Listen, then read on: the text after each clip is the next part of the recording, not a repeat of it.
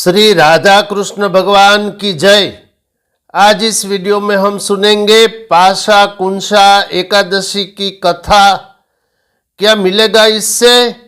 भगवान श्री कृष्ण ने कहा, जो मनुष्य एकादशियों की कथा का महात्म्य का श्रवण करता है वो मनुष्य सब पापों से मुक्त हो जाता है और श्री वैकुंठ धाम में अर्थात विष्णु लोक में निवास प्राप्त करता है।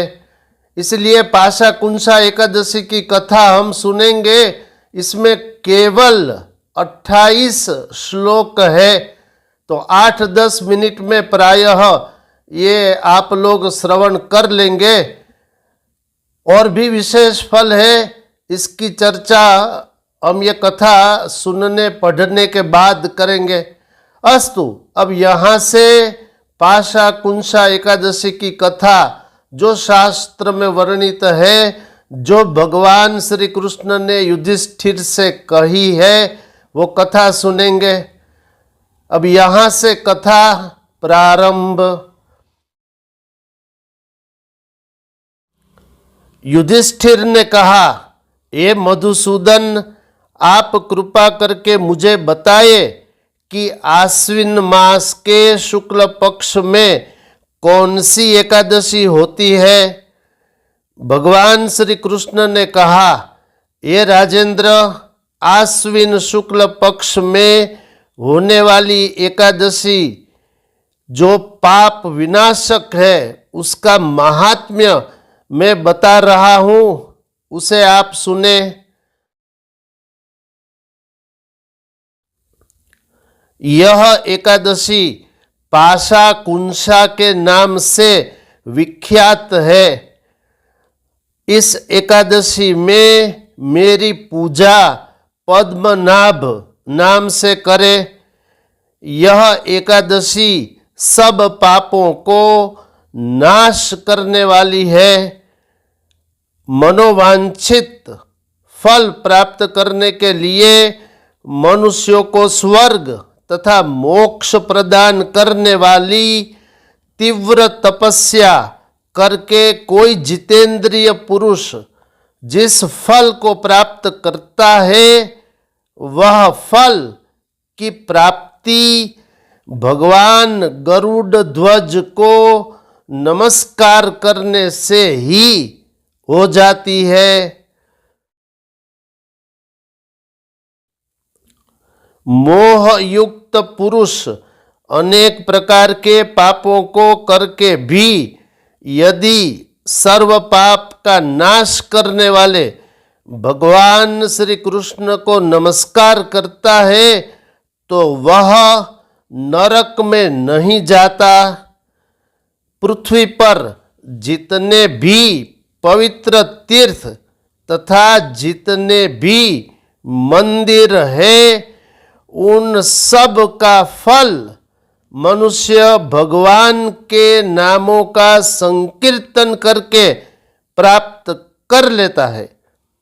सांगर धनुषधारी जनार्दन भगवान के जो मनुष्य शरणागत हो जाते हैं, उन सब को कभी यम की यातना नहीं भोगनी पड़ती।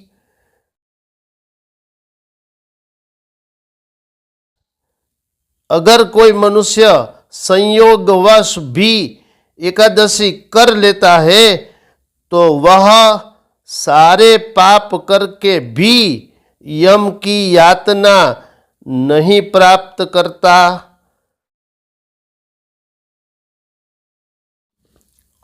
जो मनुष्य वैष्णव भी होकर शिव जी की निंदा करता है, वह भगवान विष्णु के लोक में नहीं जाता, वह निश्चित रूप से नरक में जाता है।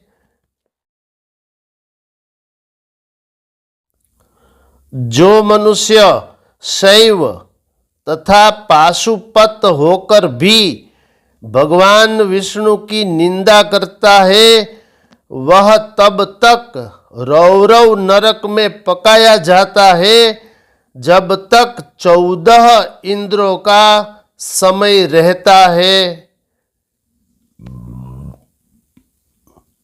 त्रैलोक्य में ऐसा कोई भी व्रत नहीं है जैसा भगवान पद्मनाभ की यह पाशा कुंसा एकादशी का व्रत है। राजन, इस शरीर में तब तक ही पाप स्थित रहते हैं जब तक मनुष्य भगवान पद्मनाभ के इस व्रत के दिन उपवास नहीं करता, तब तक ही पाप रहते हैं। 1000 अश्वमेध तथा सैकड़ों राजसूय यज्ञों के फल द्वारा इस व्रत के 16वें भाग के बराबर नहीं होते। संसार में एकादशी के समान कोई भी व्रत नहीं है। यदि कोई किसी भी कारण से भी इस व्रत को कर लेता है तो वह यमलोक में नहीं जाता। एकादशी स्वर्ग, मोक्ष तथा शरीर के आरोग्य को प्रदान करने वाली है। यह पत्नी, पुत्र, धन तथा मित्र देने वाली है। हे राजन, गंगा, गया, काशी, पुष्कर तथा कुरुक्षेत्र भी एकादशी से अधिक पुण्य प्रदान करने वाले नहीं है। एकादशी का व्रत करके तथा रात्रि में जागरण करके हे राजन, बिना किसी प्रयास के ही मनुष्य विष्णु लोक को प्राप्त कर लेता है। इस व्रत को करने वाला मनुष्य पिता की 10 पीढ़ी के पूर्वजों का, माता की 10 पीढ़ी के पूर्वजों का तथा पत्नी के 10 पीढ़ी के पूर्वजों का उद्धार कर देता है। वे सब 4 भुजा वाले, दिव्य रूप वाले तथा गरुड़ से चिन्ह से युक्त पताका वाले, माला तथा पीतांबर धारण किए हुए श्री हरि के लोक में जाते हैं।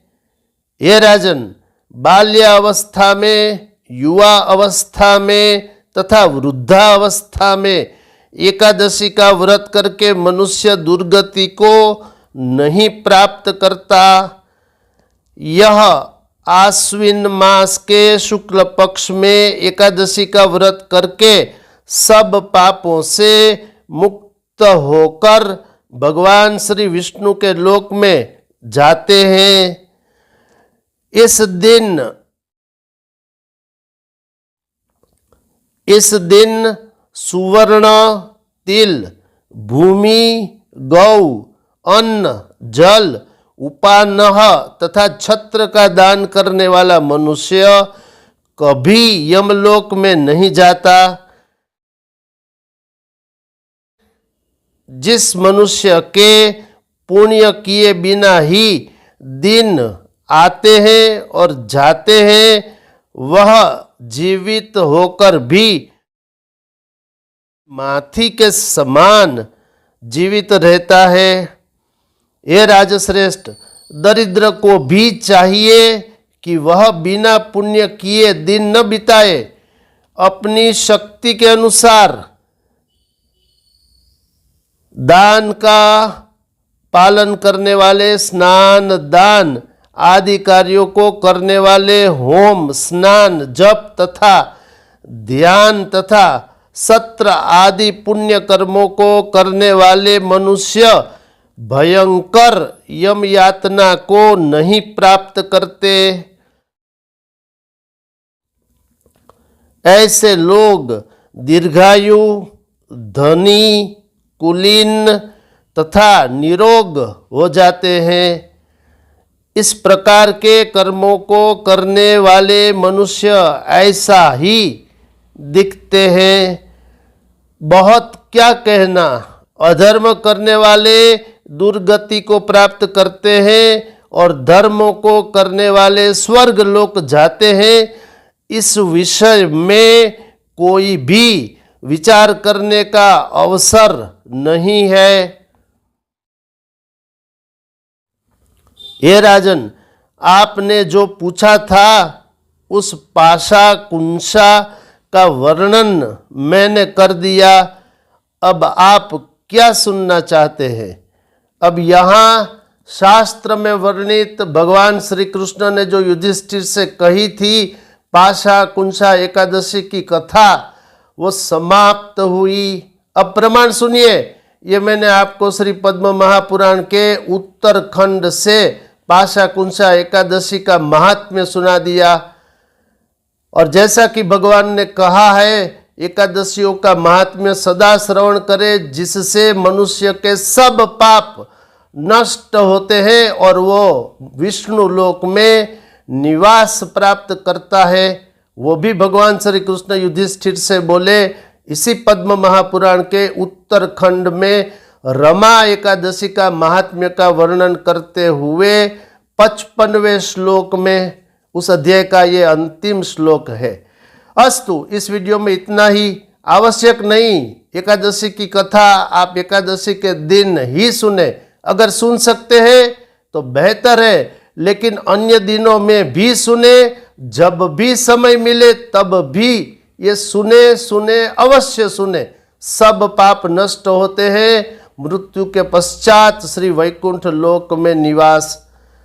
अस्तु, देखते रहिए मोरे श्याम चैनल। जो पहली बार इस चैनल पर आए हैं, कृपया मोरे श्याम चैनल को सब्सक्राइब करें। इस चैनल को लाइक शेयर कमेंट्स भी करें। शेष फिर कभी। बोलिए श्री राधा कृष्ण भगवान की जय।